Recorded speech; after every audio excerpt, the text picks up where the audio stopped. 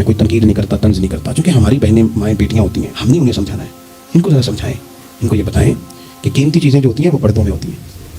हमारे घर में 20 तोले सोना पड़ा हो तो हमने कभी नहीं बाहर निकल के बताया कि पड़ा है, क्योंकि कीमती है ना, तो पर्दे में रखा हुआ है, उसकी चाबी का भी हम ख्याल रखते हैं कि कहीं गुम ना हो जाए। इसी तरह हर किताब को गुलाफ नहीं चढ़ता, सिर्फ कुरान पाक को चढ़ता है। इन्हें बताओ कि सारी बीवियां पर्दा नहीं करती, सिर्फ सैयदा आयशा सिद्दीका की कनीज़ें करती हैं। सुनो, नबी पाक सल्लल्लाहु ताला अलैहि वसल्लम ने इरशाद फरमाया, शिर्क के बाद जो सबसे बड़ा गुनाह है वो बदकारी है, बेहयाई है।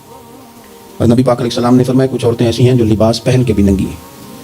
फरमाया, ये वो औरतें हैं जिन्हें अल्लाह तबारक व तआला जन्नत की हवा भी अता नहीं करेगा, खुशबू तक नहीं मिले। इनको ये समझाएं। ये आजकल बड़ा उरूज है शादियों का। ख़वातीन मेहरबानी करें, अपने ऊपर रहम खाएं, ना अल्लाह की नाफरमानी मोल लें। माओ बहनों बेटियों, फिर रोती हो, दुख सुनाती हो, कहती हो बड़ी सारी आजमाइश में है, तो अगर तकलीफ में हो तो फिर तो रहमत वाले काम करो ना। बंदा तकलीफ में भी हो, दुखों में भी, और काम अजाब वाले करे, तो उसे किस तरह करके आसानी मुयसर आएगी? इसलिए शरीयत इस्लामिया के दायरे के अंदर वक्त गुजारे।